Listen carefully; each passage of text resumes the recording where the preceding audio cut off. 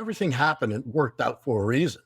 Everything happens in God's time. We totally disregarded our COVID policy. While napping, and I get a call. It's a process manager telling me I'm fired. I'm being terminated because I did not report my symptoms.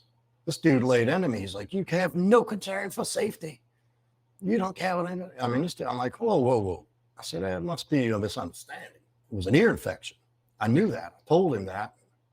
I believe he overreacted. It was like, well, that's not your distinction to make. You were given specific orders to sign in ahead of time and make aware of your symptoms. You're supposed to stay home, call in, report your symptoms, and go get tested.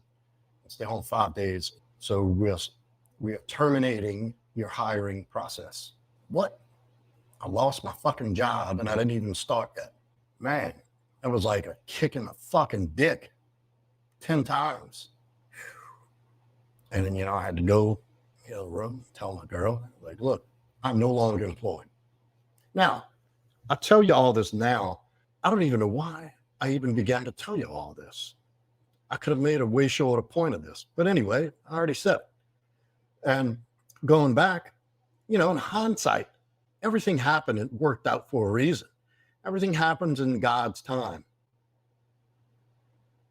We may not know it's a blessing in disguise when we're going through it because it sucks.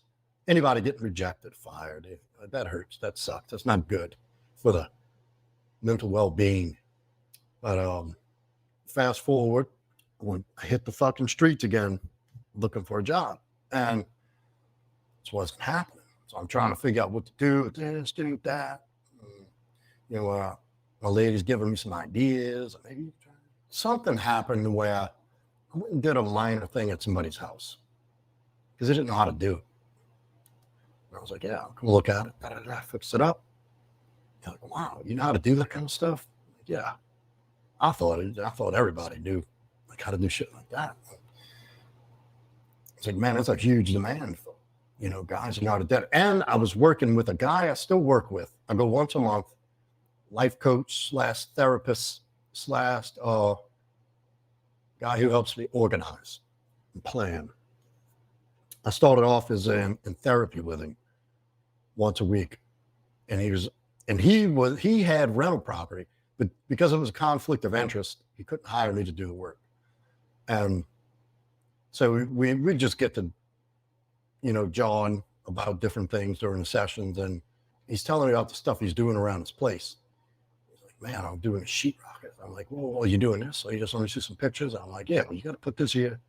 No, you do this first, then you come back and do this, then you do it. And he's like, you know how to do this shit? I'm like, yeah. And he goes, well, do you know there's a huge demand for this? So it started out as a handyman. And I'm like, if I'm doing it, I'm going big or going home. I don't do anything small. And I pride myself on that. I believe that's a strength of mine, quality. So I'm like, you know what? I'm going to do it. I had some business cards made.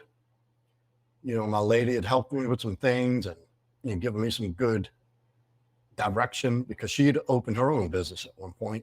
And obviously some of the stuff runs as commonalities in any business, that there's certain things logistically that need to be attended to. She helped me with that. And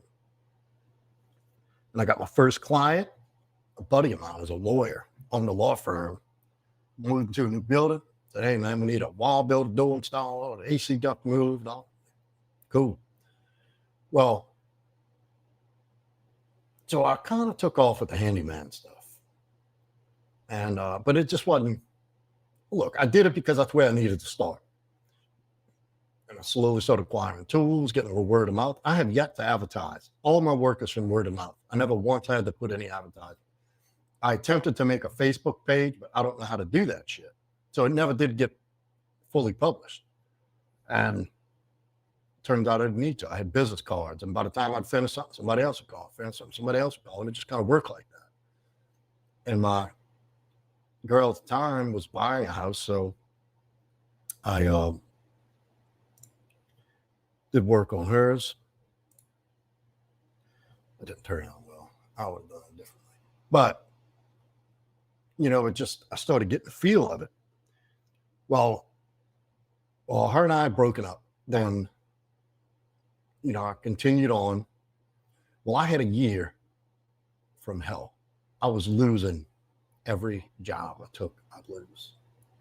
And this is the mentality of lack that I would be in these jobs afraid to lose them. So I was bidden to not lose. I wasn't bidden to win. Scarcity mentality, scarcity mindset.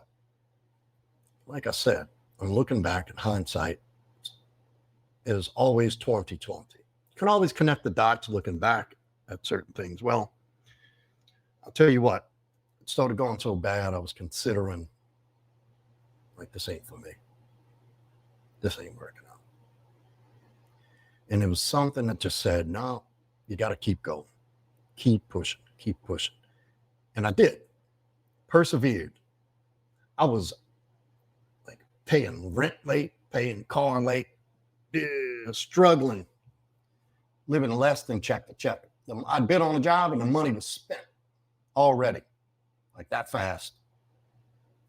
I have to go get work just to get deposits to pay for what I needed to finish, and a little bit of bills, and then go hurry up and jump on that job and go get another job and take a little draw from that.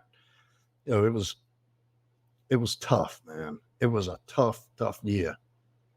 And I think it aged me a little bit. But now it's not like that. I persevered. I pushed. Persistence and determination. After I briefly considered I'm not going to be able to see this through, I was like, what the fuck are you even saying, dude? Shut that shit up now. Like, you in it. There ain't no turning back. This is where we're going.